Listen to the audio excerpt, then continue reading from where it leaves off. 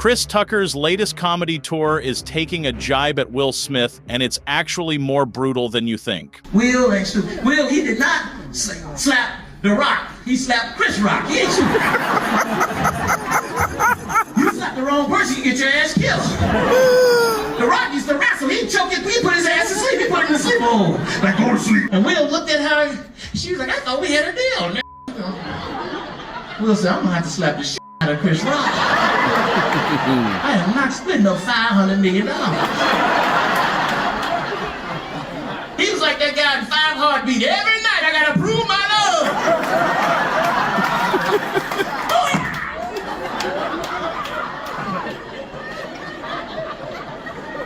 He came back, he thought it was cool.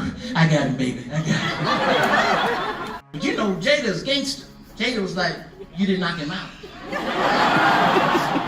Tupac would have knocked him out. Doesn't that tell you something? Will Smith is the classic case of a man that literally put his entire career and reputation at the feet of a woman that never loved him, only for it to be stomped on by her in public. And yes, Chris Tucker's absolutely correct here, and that's why it stings so much for Will Smith. The slap we saw at the Oscars was a sorry attempt to redeem himself as a worthy man in the eyes of Jada Pinkett Smith, who actually spends more time thinking about Tupac and August than her own husband. No man can absorb that level of emasculation for long and not have it come out in the ugliest way possible, like what we saw at the Oscars. Right now, Will Smith is the punching bag for comedians all the way from Chris Tucker and Dave Chappelle to, of course, Chris Rock, and the very audience that grew up watching Will Smith now revels in his humiliation. And I'm gonna tell you why I'm pissed off about that slap. When Will Smith slapped Chris Rock, because they mixed me up in it. Because, you know, because of the Chris's. The Chris's. They thought I got slapped. People calling my mama that night, talking about, is Chris okay? I heard he got the shit slapped out of him. That is not my baby. Chris is right here rewinding the TV so I can see the slap. Now stop starting rumors. That's what's wrong with the church today. This stuff, Chris Rock, that went all over the world. They was reporting all in Tokyo. Will Smith slapped the shit out of Chris Rock. He Bruce Lee his eye. Chris asked for that slap though, you know, because I'm gonna tell you, white people, black people, we have a sixth sense. I don't know, it's been passed down through slavery, I don't know. When somebody walk up on us unannounced, first thing we do, we be like, hey man, so what you want? Well, you didn't say nothing, coming all quiet and shit. Let me know something, what's going on? I paid you that money. Chris just asked for the stuff. He was like, huh, what, Will, I didn't do it. Now into his 60s, Will Smith has become a shell of the man he was and a cautionary tale of exactly what a man must not become, especially when he clowns himself in public singing about pretty girls to a crowd that can't wait for the ordeal to be over. I like pretty girl. Yo, yo, I like pretty girl. Hey, hey!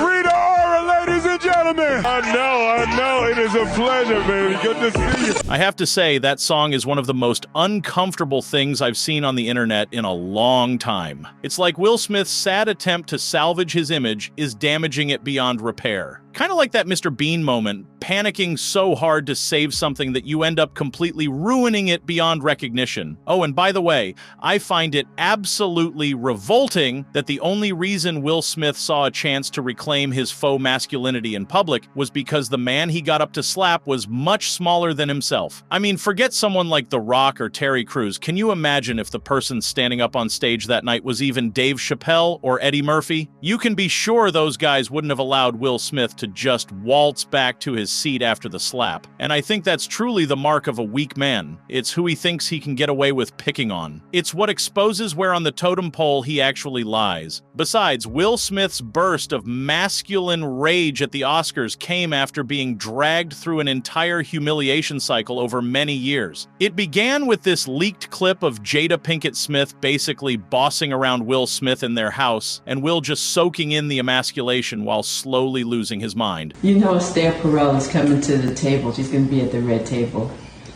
Would you say she has been instrumental in you and I redefining our relationship?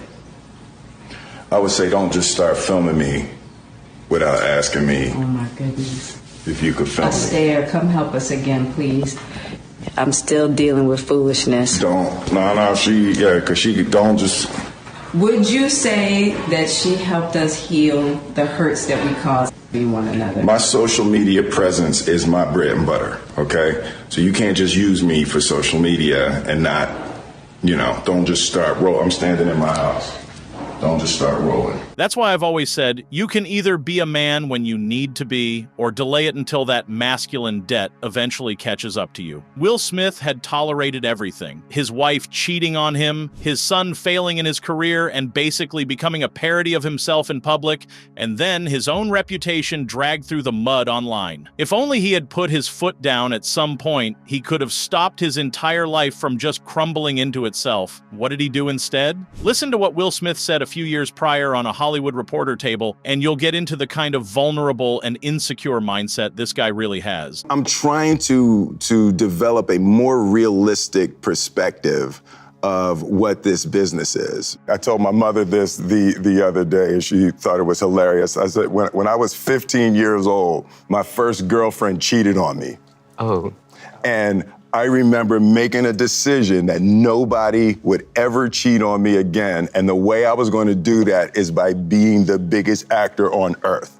Huh. Right? So there's been this weird psychology that I've always felt like if my movies are number one, my life is going to work out great. I think you need to say clearly what happened. As far as what? You and I decided we were going to take our space, and what happened? Yeah, and then I got into an entanglement with August. That's what I said. An entanglement? Yes. Yes. A relationship? Yes, it was a relationship, absolutely.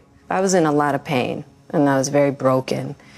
Now, in the process of that relationship, I definitely realized that you can't find happiness outside of yourself. Does that insecurity come from some past trauma? I'll let you be the judge. Because if you go back far enough 30 years ago, you realize the very awkward relationship that Will Smith shared with Jada's first and perhaps only true love, and that's Tupac. Were you ever jealous of the love Jada had for Tupac? Yeah. I know you were gonna say no. Oh my God, that dude. And that was in the early days. That was a big regret for me too, because I could never open up to interact with Pac, because we had a little bit of a thing, right? Because they grew up together, they loved each other, but they never had that. They never had a sexual relationship, but they had come into that age where now that was a possibility, and then Jada was with me. Pac had a little thing on that, but she just loved him like he was the image of perfection, but she was with the Fresh Prince. I never could, even we were in a room together a couple times, I couldn't speak to him, and he wasn't going to speak to me if I wasn't going to speak to him. Really? But, It seemed like y'all would have so much in common. No, that's what Jada would say all the time. She was Right. like, I'm telling you, y'all are so similar. You will love him. And I just never, that was a huge regret of mine. I just I couldn't handle it. I was the soft rapper from Philly, and he was Pac. Right. Well, at least he didn't do a mean? diss song about you or nothing. I know, That would've right? been awful. Exactly. But yeah, no, I was deeply insecure, and just I wasn't man enough to handle that relationship. Make of that what you will. Because if the ghost of Tupac can haunt Will Smith 30 years later, then there's practically nothing he can do to take that spot in the back of Jada's mind. But if you want to know what true evil looks like, you need to watch my breakdown of Cat Williams' recent bombshell allegations about Hollywood here, and subscribe to Elite's Exposed for more.